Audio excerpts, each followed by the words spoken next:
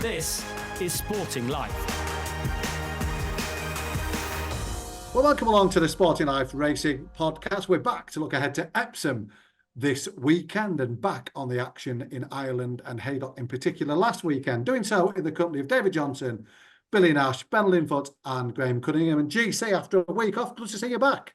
Yeah, good morning everyone. I'm back in my usual spot in the Costa at Ferrybridge Services on the way to Beverley. But, I was away last week, as you know, and Dave, when Channel 4 were replaced by ITV, I held my tongue.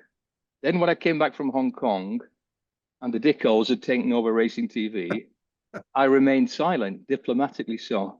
But I go away for a week and he did a great job. Salute to Jack Keane, but I'm furious about this being replaced. It's like replacing Big Tom with Darryl Carter, and understandably the replacement is strong, but the original is upset about these things, I was quite annoyed. He was told to sit in a Costa as well, GC, because I mean, we wanted authenticity, but he steadfastly refused. So, but there you go. No, great. Get someone crap on next time. With plenty of options on that front. Don't you worry.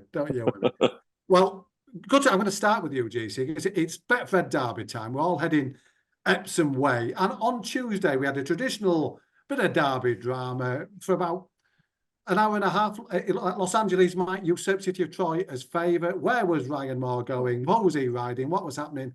A Zoom call in Paris. No blind put everyone's mind to rest. How did you see the events of Tuesday? Well, one thing I am genuinely furious about is I haven't got a shilling on Los Angeles. I liked him all the way down from double figures, and I haven't backed him. And whether I will do now depends on the price. I think, as with most instances now, that I think the market's finding a more sensible position. David can flesh this out. He tweeted yesterday about how bookies probably haven't taken a shilling for City of Troy this spring, and certainly not since Newmarket. But I suspect Ryan will have to stay with last year's superstar. He's never ridden Los Angeles. That's interesting. He's never ridden him in any of his three races. But I think from a hard-headed point of view, I think that's a conversation worth having. The first point, one point I want to make before we toss this to the other lads is this is an unusual derby. Everybody knows. If City of Troy doesn't perform, doesn't stay, hasn't trained on, whatever, the bar is incredibly low.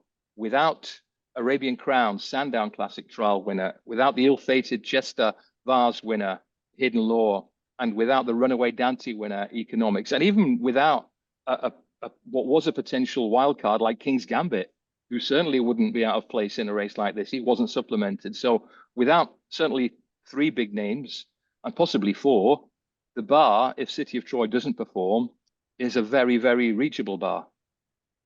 David, he's £5 clear, I think, at the minute, weight adjusted time for ratings. It's just a case of how close can he run to that weight adjusted 135 on Saturday.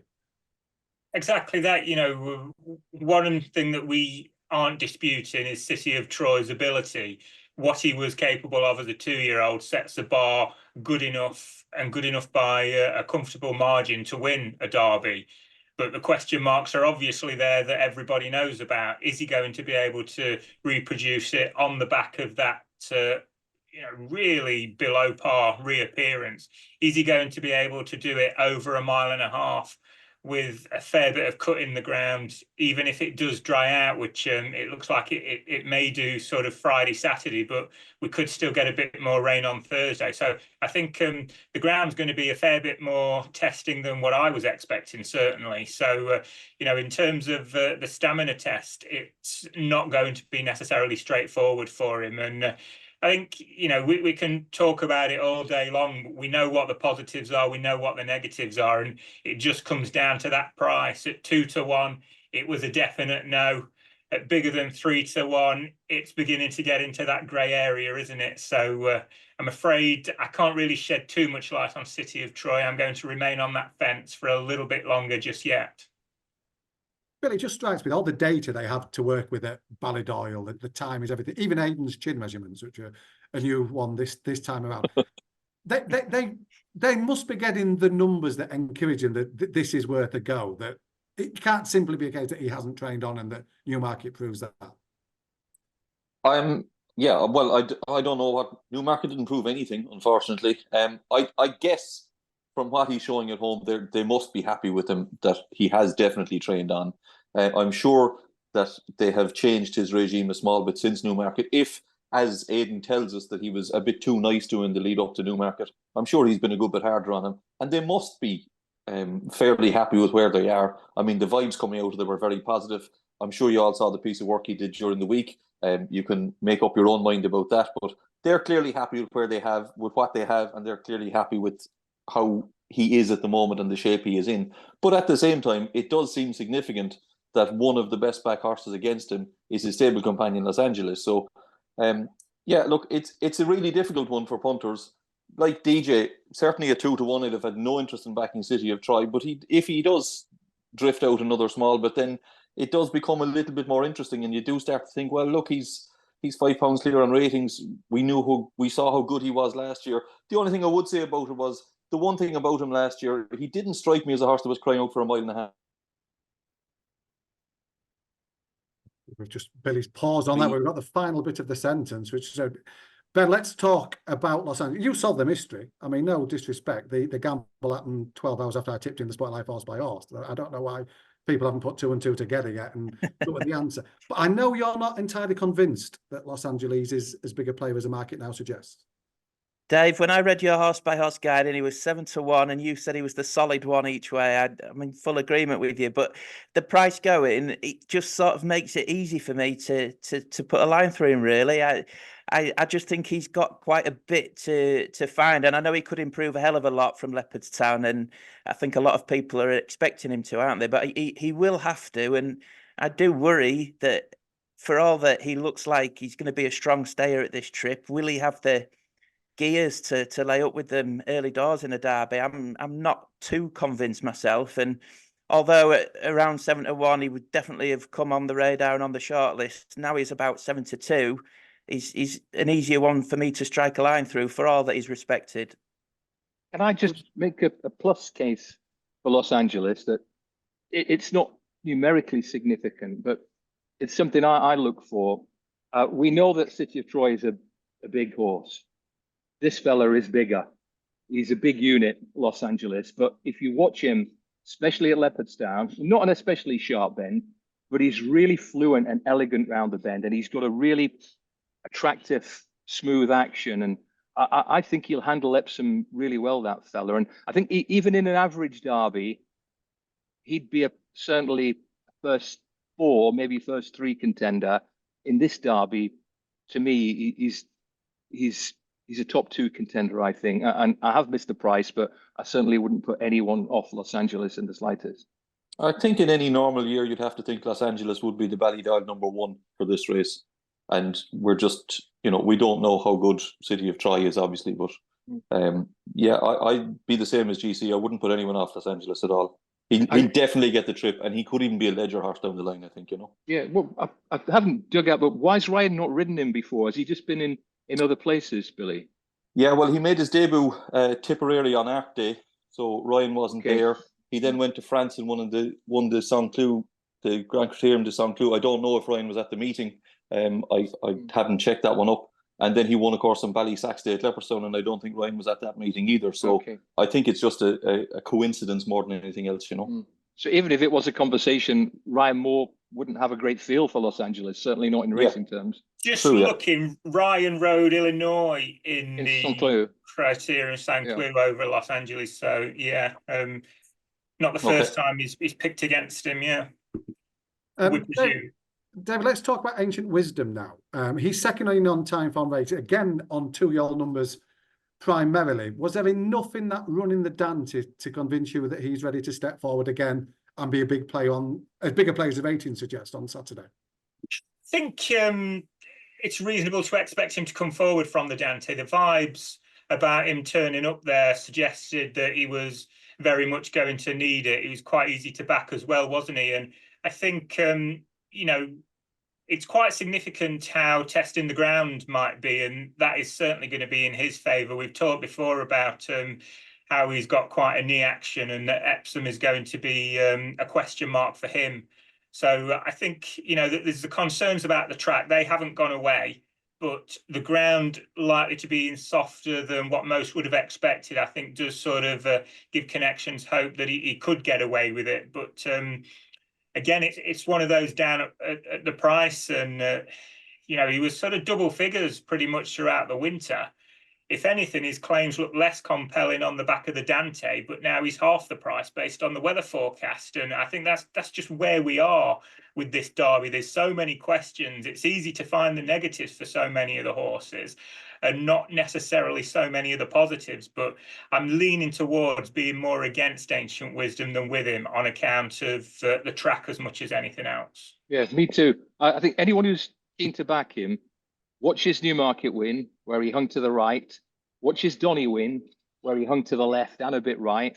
And watch him in the closing stages of the Dante, where he's definitely changing his legs and just looking a bit one-paced. And Ben will know this. Every year in the Derby, if there's one horse who wins, he might make a bit of a tit of you. This is the one who'll make a bit of a tit of me this year if he wins. I've no idea what you're talking about, JC. Ben, you were at York for the Dante. You spoke to Charlie Appleby after the race. What sort of vibe did you get from him? Yeah, well, at that stage, Arabian Crown was still very much in the Derby, was top of the betting, and we asked him, you know, will William Buick have a bit of a decision on after this horse finishing second in a Dante? And he goes, no, absolutely not. William will be riding Arabian Crown. He's our number one. This fella will have to come on significantly to be in the Derby picture, and he'll need to do a good piece of work to get there. Now, obviously, things changed when Arabian Crown was ruled out. And they've had to put all the Derby eggs into Ancient Wisdom's basket. But he looked like a horse that might not quite have the time between the Dante and the Derby to figure in a Derby to me. And if we see the best of Ancient Wisdom, I think it'd be on a more conventional track on a soft surface further down the line. David, I was on a media Zoom call with James Fanchoyette that started about seances with the late, great Fred Archer, tipping winners and pointing them to his grave. And it did end with talking about Ambiente Friendly afterwards. Decent time for number he picked up off the back of Lingfield. He did, yeah. And obviously the fact that he's gone round at Lingfield is a positive with regards Epsom itself. The ground might be a bit of a question mark now. Obviously that was quickish ground, wasn't it, at Lingfield? And I mean, my problem with Ambiente Friendly, it's not so much his ability, because like you say, that time form racing has him bang there amongst, you know, the 3 or 4 in behind City of Troy. But it's just the whole Derby experience. He's quite a horse that lives on his nerves, it seems. He doesn't take a lot to get him revved up in the early stages of the race. And obviously we know how difficult Epsom can be for a keen going horse over 1.5 miles. You know, you've got that climb uphill in the early stages of the race. And I just have huge concerns that his race is going to be all over in that first 4 furlongs. And Rab Havlin, obviously on him for the first time, is going to have to be very aware of that, I think. We should mention the third horse, Maidan, from the Lingfield race. A bit lucky, but he did go on to win a listed race at Goodwood at the weekend. I agree about those early stages, agree with David. And salute to Rab Havlin, but if the Grinch Gredleys win the Derby, it won't be quite as enjoyable as if Shepherd had been on that horse. No, so it definitely took a bit away from that story. Did GC Dancing Gemini, a horse I know you like, looked unlucky in that French tour? Will he get home? I'm not sure he will, Dave. I think there are at least 3 Camelots in this Derby.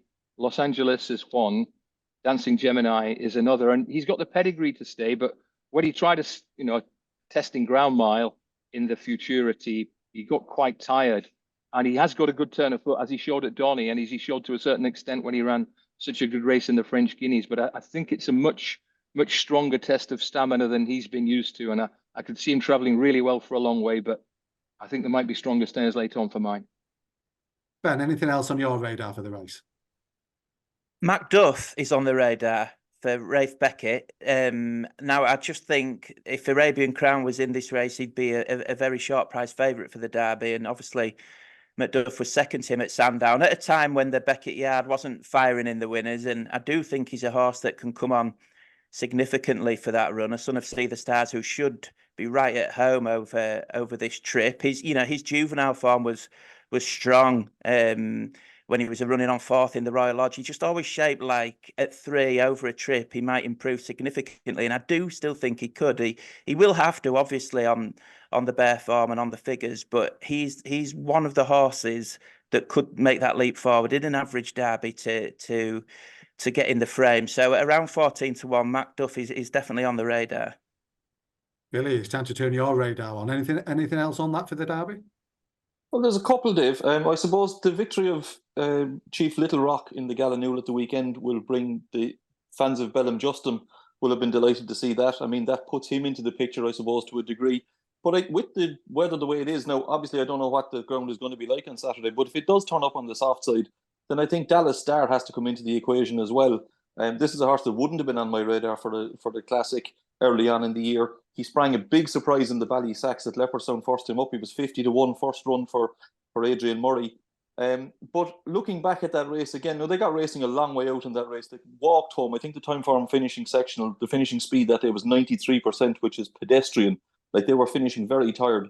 But what I did like about Dallas Star was he was on the front end and he had every chance to pack it in if he wanted to. So I don't think that step up to 1.5 miles will inconvenience him in the slightest. He's by cloth of stars. He should stay. He looks a fine big horse, so he's very much the type to improve from 2 to 3. And if the ground does turn up soft on Saturday, he's one that I could see running well. I looked last week. I think he was 50-1 last week. He's 25s now. His form ties in nicely with the likes of Ambiente Friendly and even Los Angeles, because he beat horses like the Euphrates at Leopardstown in that Ballysack. So the level of form isn't too bad. And at 25-1, if it does turn up soft, I think you could do worse than throw a few quid at him. David, anything for you bubbling away underneath the headline makers? You're trying to find some, because there are sort of holes in those towards the head of the betting, and you can see why so many of the connections of those horses that are rated in the sort of 105, 110 bracket are looking to have a go. But I'd be lying if I said that there was anything that I wanted to tell people that they should be backing. GC, you're obviously keen on Los Angeles. Is there anything else around the race? Yeah, now we've had 10, 15 minutes chatting about this. I'm not sure Los Angeles is such a bad price, because I agree with David. A lot of those further down the market, they just don't look Group 1 colts. He's got a Group 1 win. I agree with Billy to a certain extent. I think the Bellum Justum has potential to put himself in a good spot and outrun his odds. I know this is a big field, can't find too many front runners. It will be a decent test of stamina, but Bellum Justum's willing, uncomplicated, progressive. He should run well at a biggie price. Let's move on. We're back to Friday, the Betfred Oaks. David, if the bar's not too high for the derby outside of City of Troy, you look at the time form numbers for the Betfred Oaks, and I think it's 1-2-2. Is it weight adjusted? Ylang, highest rated. Would that suggest this is another classic that's potentially up for grabs? Very much so. I was going through past runnings of the Oaks this morning, and Yulang's adjusted rating, or actual rating, whichever way you want to look at it, it's the lowest top rated for the Oaks this century. Wow. And the fact that she's £4 clear of the rest, we really could be talking about the worst Oaks for donkey's years, to be honest. Stop bigging it up. Yulang, she obviously sets that not that exacting standard from those runs. Most recently in the Classics, the 1,000 guineas, the way she was staying on there suggests that a step up in trip to beyond a mile is going to be in her favour. That wasn't a surprise to anybody, I don't think, from the way that she was shaping as a 2-year-old as well. So Yulang, she sets a standard. I think there's potentially going to be improvers in behind, and the one that I think is going to step forward hugely on what they did in a trial is Ruby's a Red for me. I think she'll come on a ton for that experience around Lingfield, and significantly as well, I think she'll appreciate it, the ground being nowhere near as quick as what it was at Lingfield. She's obviously a sister to Found out of Red Evie, so the pedigree is there to suggest that she's going to step forward, and people are going to say, oh yeah, well look, she's a maiden, she's never won. But as I just said, this is potentially one of the weakest Oaks that we've seen for a good while. And was it Forever Together who won an Oaks off a very similar profile as a maiden? She couldn't win a maiden as a 2-year-old, and then came out and shaped really well in a trial, and then found the requisite improvement on her 4th start. And I think Rubies and Red is capable of doing the same. There was some princess doing it years ago in my youth as a maiden as well, running about 15 lengths clear of them down the straight at Epsom. Billy, is it significant that there's actually only a point in the market now between Ylang Ylang and Rubies of Red? You'd have to think so, Dave. There's been a lot of support for Rubies of Red in the last couple of days. I agree with DJ. This does not look like a strong Oaks, and the fact that there's 40 or 12 left in it, you know, pretty much all of them have stood their ground. Buttons is the only one that I can see that has been taken out. So that would suggest that, you know, everybody is of the same opinion that this is a very winnable Oaks and worth having a crack at. Now, I do think Ylang Ylang is probably the best, the right favourite, or has been the right favourite up to now. I mean, she is a Group 1 winner from last year. I thought she ran a perfectly satisfactory race in the Guineas, and she is always shaped like a filly that will stay further than a mile, and the step up to this trip should suit her.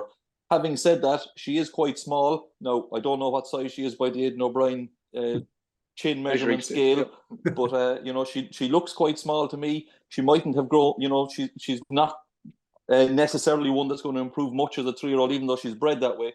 But I do think on her form, she's the one to beat. But you'd have to say, you know, she does look beatable, and the fact that there is so much money for Rubies of Red would suggest that even Ballydoyle thinks she's beatable.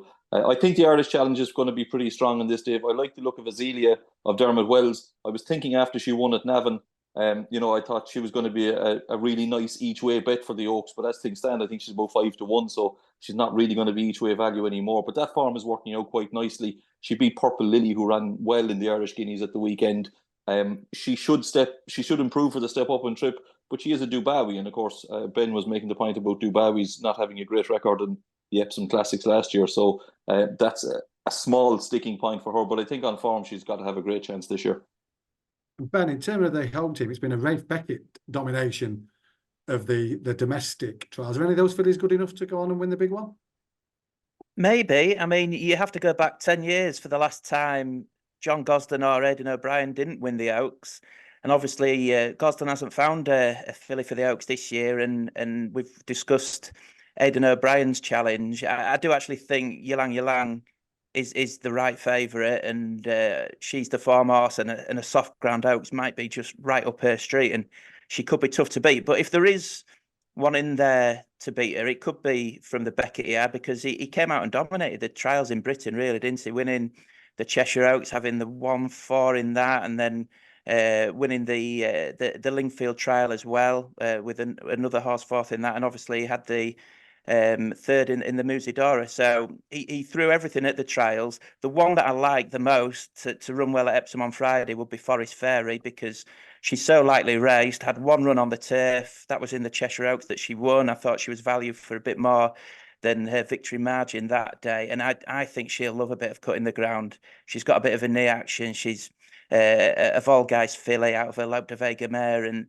I think that everything, the whole test on Friday, she will thrive over, and I would expect a big step forward from her, and she could be the one to put it up to the O'Brien challenge. Thumbs up from you there, GC. You in agreement? I am, yeah. It's all potential, but she's 2 from 2. I think she's got a nice combination of a good cruising speed and a bit of ticker. She battled on well, and I think she'll be well suited by the pretty good test of stamina. So I don't think it's a strong betting race. I take the point about, is she called Rubies of Red? Yeah. She might just be a completely different filly than at Lingfield. But if you watch the Lingfield as a critic, the Lingfield race as a critic, you'd say at every bit of that race that resembles Epsom, she was all over the shop. Yeah. Now that experience might have sharpened her up massively, but you're taking a relatively short price for a filly who sort of fell down the hill at Lingfield. I think Ryan was very considerate to her coming down the hill at Lingfield, and I think when it's a race as important as the Oaks, whether it's Ryan or not, I think they'll be prepared to get her down there a bit quicker if they have to push her down, kind of. And easier ground will help in that regard, Yeah. I suspect. And David, a line on the Musidora and a secret satire for Andrew Balding and Oisin Murphy. Oisin isn't convinced about the stamina. What do you make of it? Well, you can see why he's not convinced. If you go in there saying that you're certain she'll stay, you're reading it wrong, aren't you? Because you can't go there with confidence. You know, she's by advertised. The Musidora itself was run very much at a steady gallop. She's basically won that through finishing speed. She's pulled hard in the early stages. You couldn't be confident that she'll stay, but equally, why not go and have a crack? She's won a Group 2. she's already a valuable broodmare prospect. They've not got a lot to lose by going and having a go, I don't think. Move on to the Coronation Cup. Great to see Holland and Cooper, I believe it is. Is it the new sponsors putting their money being racing sponsorship? Again, the podcast is available for hire if required.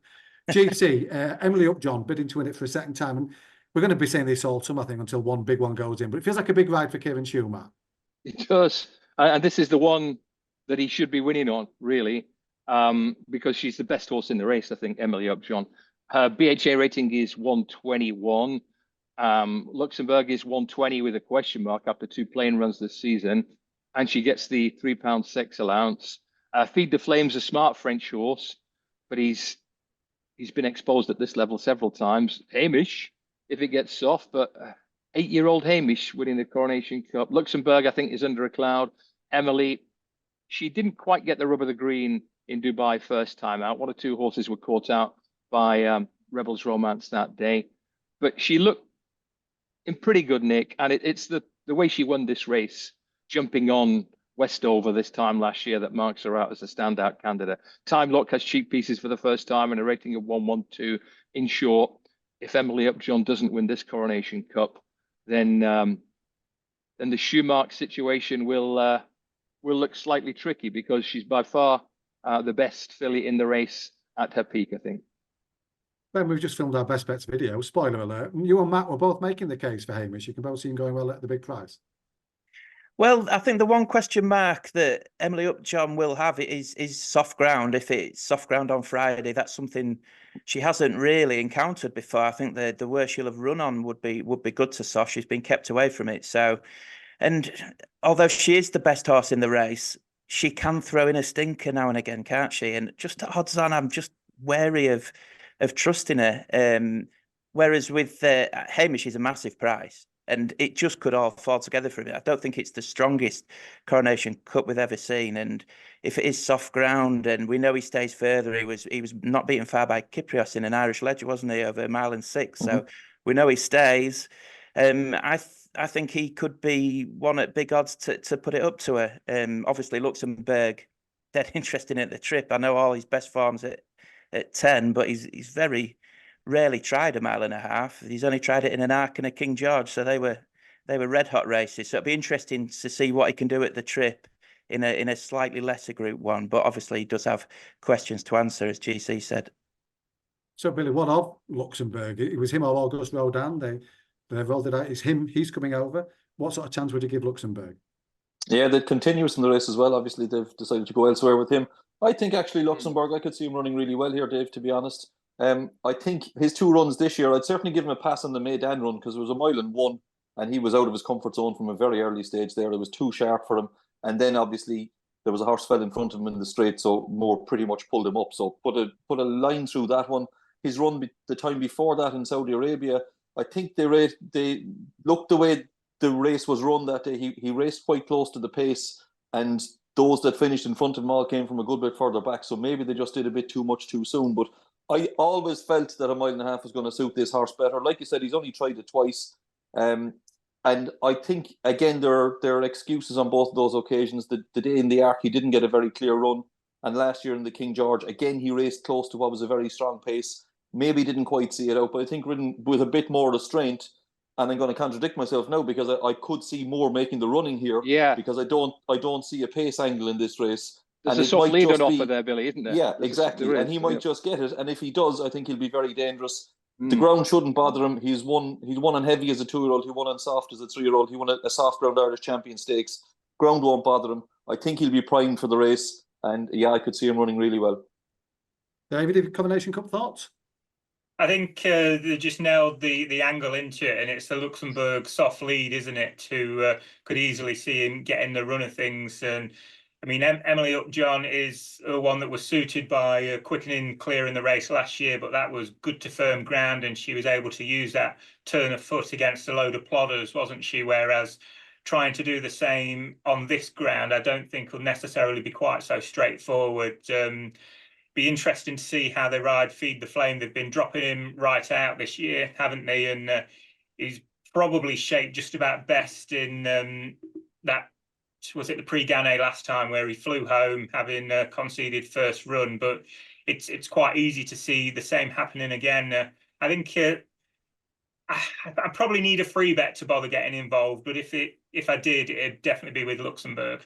Let's just clear this up. Are you calling Westover a plodder here, David? Relatively speaking, yeah, he's a strong galloping stayer, isn't he? The way that race was run, it wasn't going to play to his strengths in the same way that obviously the King George did next time. I think we're getting Barry Man on anytime soon onto the podcast as a special guest. We'll move on. We're going to look back now at the action from last week at Billy Nash. I mean, the British dominant. It started at Punchestown, really, but it's just a bloodbath. I mean, Yeah. Maddie Plale in the Racing Post had an article, Britain dominated Ireland on the flat, why can't it happen over the jumps? I mean, that must be the question that's going on the corridors of power in Ireland. It's a ticking time bomb, this. Yeah, I'm not sure that's the question that is going around, to be honest. But yes, a very good weekend for the Brits. You're dead right. Obviously, great result in the 2,000 guineas for Richard Hannon, Rosalian beating Hatem. They finished in the same order as they had at Newmarket. On the bare figures, Rosalian didn't need to improve to confirm that form at Hatem, but I thought the way the race panned out, I thought he did really well to run down a horse that got first run, essentially. Jamie Spencer, he went out there with a plan and very nearly pulled it off on Hatem. I thought Sean Levy's interview afterwards was very revealing. He said that if he'd gone forward on Rosalian, he can be quite a keen going horse. And if he had sat closer to the pace, he was afraid that he'd pull too hard and essentially, he'd run his race too soon. So he timed it to perfection. I thought he was a good winner, and he's a horse that, okay, maybe he won't beat Notable Speech at Ascot, but he'll certainly give him a good run for his money again, I think. He'll be a big player in those races during the summer. And David, he was shortened significantly for that St James's Palace off the back of it. I think he went in as 7-4 second foul. Do you think we learned anything new about him at the cover? Not a huge amount. Like Billy said, he went there with the leading claims on the back of what he'd done at Newmarket and didn't have to improve to confirm that. And I think what makes the St James's Palace so interesting is it's going to come down to the tactics on what they do. Rosalian against Notable Speech. I think Rosalian in the 2,000 guineas, obviously Notable Speech was drawn on the other side and Rosalian had to make his move when he did. I think it's going to come down to who's going to blink first, and are they going to sit behind Notable Speech and try and show an even better turn of foot than what he's got. So I think it's going to be really interesting, but at the moment Notable Speech is the one that looks a slightly better horse at the moment. And Ben Hatem touched off another good run. They'll be scouring the European programme book, I'd imagine, looking for Group 1s for him some way through 2024. Yeah, he just looks like a horse that's improved so much at 3, doesn't he? You feel like he deserves one. He keeps bumping into his stablemate and a good horse in Notable Speech, but I'm sure there'll be something for Hatem. I wonder if he might do something when he steps up to 10 furlongs. He certainly shapes like he'd get a bit further, doesn't he? And GC, we'll move on to the 1,000 guineas on the Sunday. The market told us that Fallen Angel was back on track, and she was dominant on the course itself. Yeah, she was crushed in the last few minutes before the off. She really was. And I was delighted to see her bounce back. I thought she might. I couldn't really explain that plain run at Newmarket, but sometimes you just have to toss one of those, because a Moigler run where she had Porta Fortuna well back, looked really solid form.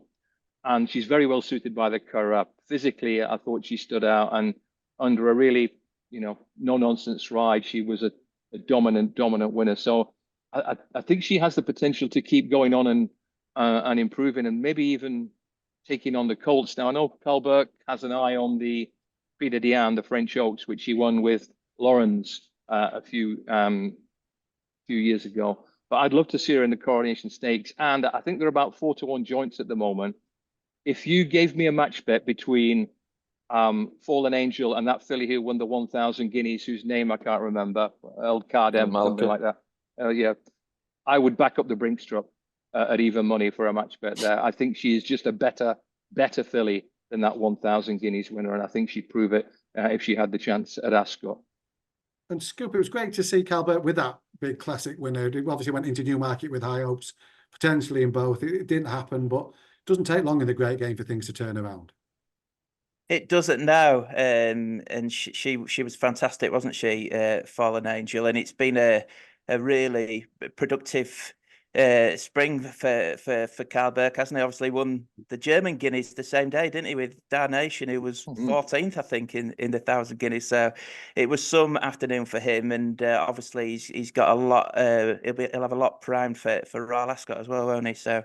Yeah, it looks like it's going to be a really good year for the Birkyard, as you might have predicted at the start of the year when you saw all those nice 3-year-olds coming through. I think that's the thing, isn't it, with the Burke stable? For 2 or 3 years, we've been saying how well he's done with his juveniles, but this year it does look like they are kicking on as 3-year-olds, and obviously he's having the classic success. And is it going overboard to suggest he is the leading trainer in the North these days? You know, Definitely not. no, I don't think so. He's got such depth and the right owners. You know, he's got the Shaker Musby of Aid. He's got the Clipper. Have got lots of good horses, and every day you pick up the paper, he's got fancied runners everywhere, hasn't he? Yeah, it's a real success story. Billy, what did you make of the run of Opera Singer in that Irish 1000? Yeah, I wouldn't be dismissing her at all, Dave. I thought, I thought it wasn't a bad run, given what we know about her. I mean, Aidan was very forthright about her during the winter that she wasn't going to make the Newmarket Guineas and that the Irish Guineas was going to be a bit of a rush. And she kind of ran that way, to be honest. She ran well for a long way, faded a little bit in the final furlong, but I certainly wouldn't rule her out at all. I think looking at the way the O'Brien horses have been running this year, they have been improving significantly from their first run to their second. She's one that I think could make that jump. So if she goes to the Coronation Stakes, which I assume she will next time, I think I would be expecting a better performance from her, and I think there's definitely big races to be won with her during the summer. I've got my stat of the day about her. You like this? Aidan's won the 1,000 Irish 1,000 10 times. Only one of the 10 was first time out, and that was Peaceful in the COVID year of 2020 when the race was running mid-June. Oh well, so okay. he had much more time to get Peaceful ready. Whereas I agree with Billy that Opera Singer should come on a bundle for that first run. Billy, a line on River Tiber too from that Irish 2000. That was a very encouraging return. Yeah, I think so, and I think certainly stamina wasn't what beat him on the day. You know, I thought he saw out the trip really well. He'd have finished even closer, but for kind of running into the back of the first two close home. So I think they'll be quite encouraged with that. What they'll do with him now is the big question. I mean, he's in the Commonwealth Cup. Will they run him there? Aidan was suggesting afterwards that Ryan wants to run him in the Jersey Stakes because Ryan wants to run. He was very pointed about the fact that Ryan wants to run these horses in these races, that he wants to run River Tiber in the Jersey and Henry Longfellow in the St. James's Palace. So they've got options for him now. But yeah, I think it was an encouraging return to action and they'll be pretty happy with that, I feel. There's a job for Ryan as a racing manager, isn't there, in the future? Because that's it's sort of from the school of Ruby Walsh, isn't it? Split them up, right? And he'll be so good with the media, won't he, when he's getting phone calls on a Friday morning. Just like your famous John Warren interview, Scoop. After that, we've got to stick with Billy for this, the Star of Cork. Yeah. White Birch. Is he the first Group 1 winner ever trained in Cork, Billy? That was mooted during the weekend. No, I haven't been able to double check that. It's very possible that it is. We've had Gold Cup and Grand National winners trained in Cork in the past, but I don't remember a Group 1 winner.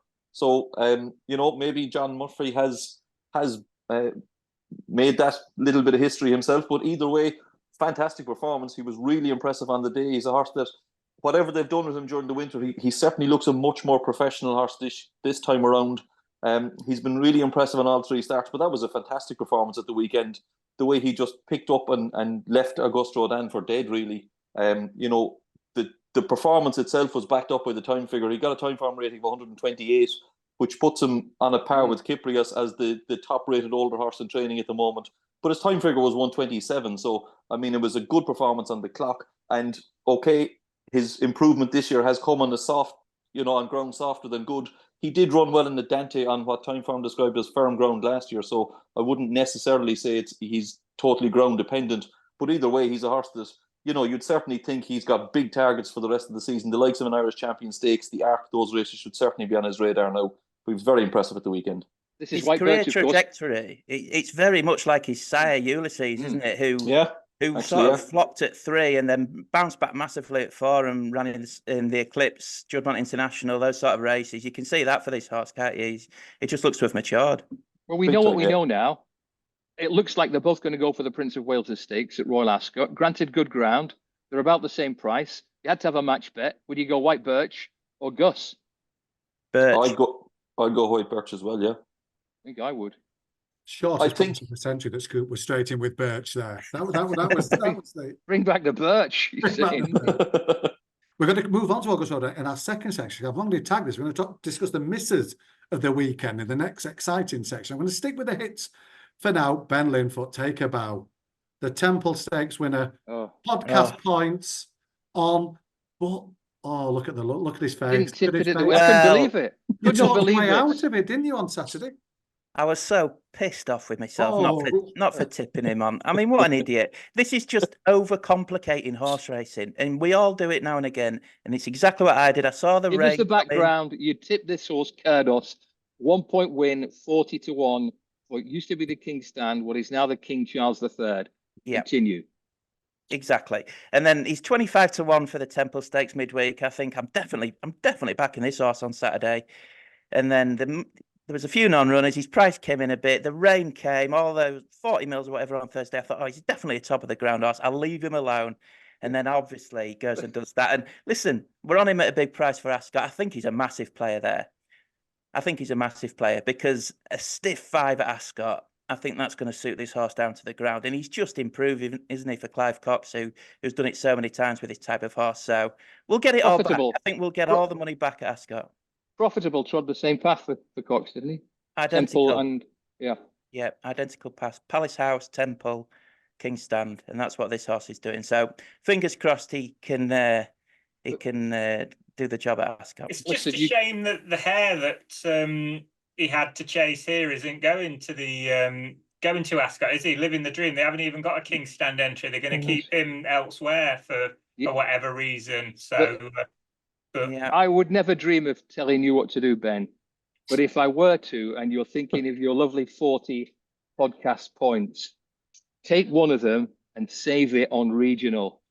Okay. Who I thought ran a screamer. He ran well in Ireland, yeah. Oh, he ran a screamer. Billy will flesh this out, but the leaders set some rapid sectionals there, and he was right on the pointy end, traveling really well with a penalty, and I thought he ran an absolute screamer. So, as I said, I would never dream of telling you what to do, but if I were to, I'd say save on regional in the King Charles III. Noted. If you're listening, Your Highness, welcome aboard the podcast. What I admire, Scoob, is in your post-racing rage on Saturday, you can rattle out a very quick anti-post preview, tipping in for the King Stand on site as well, just to get the anger out your system. Well, the thing is, it was just I'll write an anti-post preview. That's how to bounce back. No, there was justification for this because very rarely on a Saturday afternoon do you see the bookies miss a trick. They always see the evidence and have a big price cut on the horse for the next target, don't they? But I think they missed this one. He was still 33s and 25s an hour after the race. Now he'd just beaten a couple of horses that were much shorter in the betting for Ascot, and they needed to be punished. And I think we're vindicated. He's around 14 to 1 now, and he's getting towards the right price. But still, I think he'll be a single figure price on the day. There's more to run in that story. David, more to run in the Inisherin story as well. I mean, he was scintillating in the Sandy Lane. Absolutely, yeah. Hard to believe that he'd spent his life at a mile beforehand going into that, because dropping to sprinting proved an absolute natural at it, didn't he? Really impressive. Soon out in front, just like we'd seen him over a mile, but having no problem doing it against these much quicker horses, and just kept galloping really strongly. Had 3 3/4 lengths to spare at the line, and I mean, you can knock the horse that was second. Orne was doing something similar, stepping back in trip himself, and doesn't really look one that you would be confident is up to this kind of level. But Van Dijk, pretty disappointing in third, and it's no surprise that they've come out and said straight away that they're going to be supplementing in Inisherin for the Commonwealth Cup, because that time form rating now 121. I think he'd go there as a one to beat in that race. How does that compare to Elite Status, David, for the same owner? Yeah, I think Elite Status is about 115. Right, okay. Before we leave the weekend hits for the misses, a line on the big Godolphin winner, Rebels Romance, in Hong Kong, but they were absolutely chuffed to bits, Buick and Appleby, with that one. They were, because it all went belly up when they ran Blue Point there a few years ago from a bad draw. Really, he was 7-10 pounds ahead of those willing but overmatched Hong Kong stayers and won accordingly. He's won nearly 7 million quid now, Rebels Romance, all over the world. So he's been extremely well placed. He's a bit of a throwback to the old, not as good as Fantastic Light or one or two others from 20 years ago, but he's maximized his talent and he's in fantastic form. He's off to America.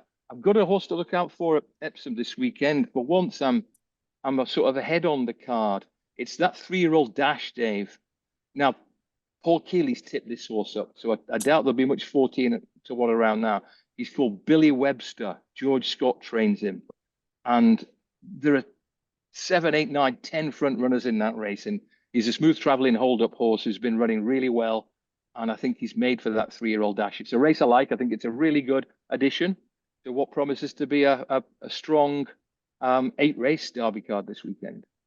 You know, I genuinely would have a tip for the 3-year-old Dash, but this is See, there you go. This is the greatest again. Now, where am I going to go to discuss August Rodin disappointing in the first instance? I'm going to go for Billy Nash. Billy, what did you make of that run? I think the Auguste Rodin star is pretty much on the way in, Dave. I think that's a damaging defeat. He's been beaten 4 times prior to the weekend, okay? He got beaten first time up on Dave with the Curragh, where he probably should have won because he didn't get a great run through the race. He's after blowing out 3 times since, but this weekend was the first time that he's been comprehensively beaten on merit, and he was brushed aside by White Birch. I think for the first time ever, his limitations, have been properly exposed here. The other result or the other defeats you could probably excuse to a large degree. This time there was no excuses for him. He was well beaten. I think they might well be regretting their decision to keep him in training as a 4-year-old because he certainly hasn't enhanced his stallion prospects this year so far, and it's hard to see where they go from here. Obviously, he'll get a chance in the Prince of Wales Stakes, but look, they did something similar with Camelot. They brought him back as a 4-year-old. He won a listed race or a Group 3 first time out, got beaten twice, and we didn't see him anymore. If Auguste Rodin doesn't win the Prince of Wales, I don't think we'll see him anymore after that. JC, you wrote a nice piece from there, great piece on the track on Sunday. The usual reaction from Aidan O'Brien, they weren't disappointed, ready to roll to Ascot. But you watched that replay of that race, it's hard to make much of a convincing case of be reversing the form. Yeah, maybe summer ground would help. They're leaving a lot of money on the bar with Auguste Rodin at the moment. A, what he could have earned in stud fees this year, and B, the potential damage that he's doing to his future stud value beyond his 4-year-old season. But I thought he ran respectably, but he didn't look totally unique or the best we've ever had at Ballydoyle, etc. So those quotes are looking a little awkward at the moment. I thought it was very telling. Quotes in the Racing Post on the morning. We think he's come on nicely. There was none of the Purple Pros anymore. With Brian Gleeson on RTE, it was very much a caution thing. And I just sense that they don't think he's quite the star they hoped he would be. He won 4 of the biggest turf races in the world last year. If he could snag one of them this season, it would probably be, job done. And I'm not really sure I see it happening. So we need to talk about Van D. We're so excited to see him coming back in the stand. Had a penalty, different ground. Is there a rebuild to be done with him? There is, and they haven't got a great deal of time to do it either, have they? That's the problem. And I don't think the ground stacks up as a bona fide excuse. If you remember that it was soft or heavy when he won on his debut, it was certainly testing when he won, was it the Richmond at Goodwood? And obviously his best effort did come on quickish ground in the Middle Park. But I think the issue for me is it's that keenness in the early stages of his races.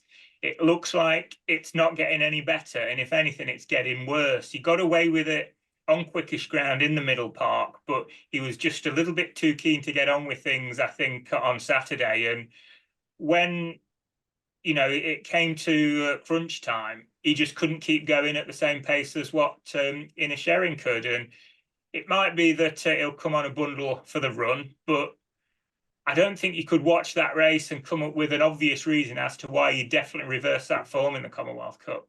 I was at the paddock at Haydock, and he really filled the eye. So did Innie Sherrin, and maybe he needed the race more. And his 2-year-old, he's finished ahead of Ramatwell. He's finished ahead of River Tiber a couple of times.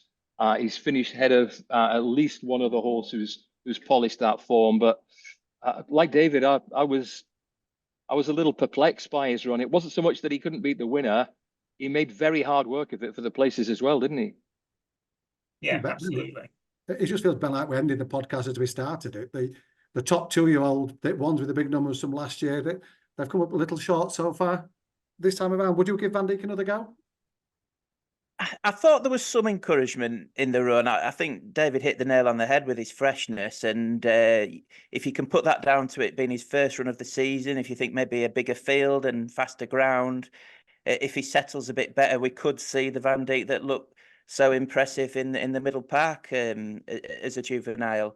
This owner, this Sheikh Khalid, he's had a good juvenile in Sakir before who hasn't trained on. And I think Van Dijk at least showed some encouragement in that regard. And the stable, the Crisford stable, probably under a little bit of a cloud as well. I don't know. I'd tend to give him one more chance and see what he can do at Royal Ascot.